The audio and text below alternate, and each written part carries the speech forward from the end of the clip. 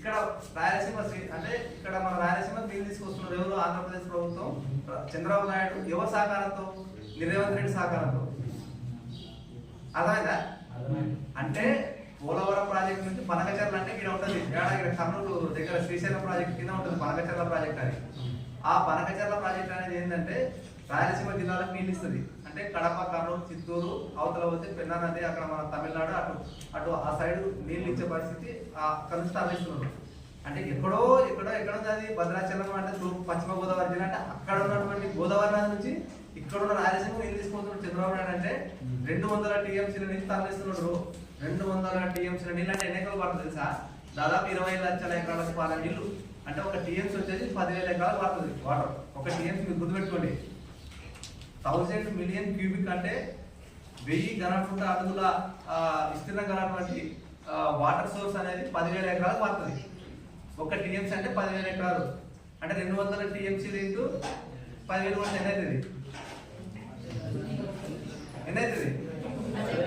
20 లక్షలు అవుతుంది. అంతేనా? 20 లక్షల ఎకరాలకు పారేటువంటి నీళ్ళని 20 లక్షల ఎకరాలకు పారేటువంటి నీళ్ళని చంద్రబాబు నాయుడు కుట్రపూరితంగా జలదోపిడీ చేసి ఆ రాష్ట్రానికి పాలించుకుంటున్నాడు. మరి ఇక్కడున్న ముఖ్యమంత్రి రేవంత్ రెడ్డి ఏం చేయాలని? ఏం చేయాలి?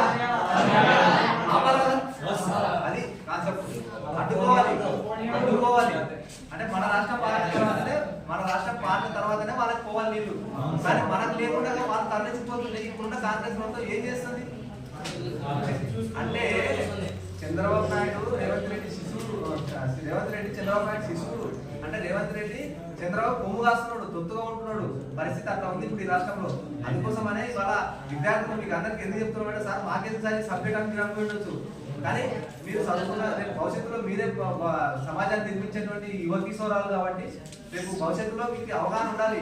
ఈ రాష్ట్రంలో ఏ ప్రాజెక్ట్ ఉంది, నీళ్ళు ఎట్లా వస్తాయి, మరి నదులు ఎట్లా పోతాయి, నియామకాలు ఎట్లా వస్తాయి అనేది మీకు ఒక అవగాహన ఉండాలని చెప్పినాము.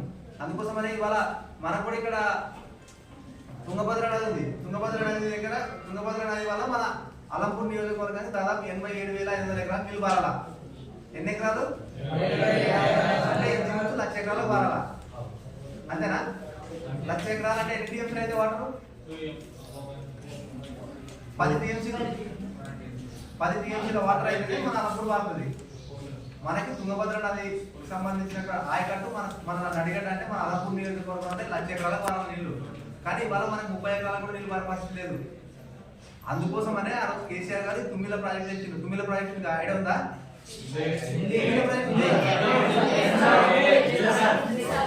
ఇక్కడ ఉంటుంది తుమ్మిల ప్రాజెక్ట్, తుమ్మిల దగ్గర ఉంటుంది. ఆడ లిఫ్ట్ తీసుకొచ్చినాము, లిఫ్ట్ పెట్టి నీళ్లు సుంకేశ్ల బ్యారేజ్ నుంచి అక్కడ స్టోరేజ్ ఆయన వాటర్ తీసుకొస్తాం. అట్లా పక్కన నీళ్లు ఉంటే కూడా మనం వాడుకోలేకపోతున్నాము. అందుకోసమనే కేసీఆర్ గారు ఉన్నప్పుడు నీళ్ల కోసమే రాష్ట్రం తెచ్చుకున్నాం కాబట్టి వారు ఉన్న నాయకత్వం, వారు ముఖ్యమంత్రిగా ఉన్న 10 ఏళ్ల కాలంలో కూడా ఈ రాష్ట్రంలో పాలమూరు రంగారెడ్డి ఎత్తిపోతల పథకం నీళ్లు తీసుకొచ్చి ఉమ్మడి పాలమూరు జిల్లాకి మొత్తం ఇస్తున్నాడు. అదేవిధంగా కాళేశ్వరం ప్రాజెక్ట్ విన్నారు కదా పేరు, కాళేశ్వరం ప్రాజెక్ట్ కట్టి వారు తెలంగాణ రాష్ట్రానికి నీళ్ళు ఇస్తున్నాడు. సో మనం ఏమంటున్నాం అంటే మన రాష్ట్రంలో పాల్గొన్నటువంటి నదుల ద్వారా మన రాష్ట్రానికి నీళ్ళు అందియాలి, కానీ పక్క రాష్ట్రం కోసం నీళ్ళు ఇస్తున్నారు అటువంటి రేవంత్ రెడ్డి మనం ఏమనాలనేది ఇవాళ ప్రశ్న. అందుకోసమనే నేను చెప్పింది కదా అర్థమైంది కదా. సో కాబట్టి నీళ్ళ జలదోపిడీ చేస్తున్నాడు చంద్రబాబు నాయుడు ఎవరి సహకారంతో? రేవంత్ రెడ్డి సహకారంతో. సో దీన్ని మనం అంతా ఖండించాలా, దీన్ని మనం అంతా ప్రశ్నించాలా, దీన్ని అంతా అడ్డుకోవాలి. మన ఎందుకు అడ్డుకోవాలని మన లాంటి వాళ్ళకి అంటే చదువుకున్నటువంటి విద్యార్థులే దీన్ని ప్రశ్నించగలరు, దీన్ని అర్థం చేసుకోగలరు, దీన్ని 10 మందికి చెప్పగలరు. సో కాబట్టి నేను చెప్పేది ఏంటంటే ఈ వ్యవస్థ అంతా ఉంది కాబట్టి రాష్ట్రానికి సంబంధించినటువంటి ఏ సమస్య వచ్చినప్పుడు కూడా మనం అంతా నినాదించాల్సిందే. ఎందుకంటే ఆనాడు తెలంగాణ రాష్ట్రం ఏర్పాటు కోసం కూడా విద్యార్థులు నినాదించారు. ఫస్ట్ విద్యార్థులే ఆత్మబలిదానం చేసుకున్నారు. ఉస్మానియా యూనివర్సిటీలో ఉన్నటువంటి విద్యార్థులు, అన్ని రాష్ట్రంలో ఉన్నటువంటి 11 యూనివర్సిటీల్లో ఉన్నటువంటి విద్యార్థులు ఆ రోజు భూవెత్తున ఎగిసిపడితేనే ఈ తెలంగాణ రాష్ట్ర ఆకాంక్ష అనేది ఢిల్లీ దిగొచ్చి రాష్ట్రాన్ని ఇచ్చింది.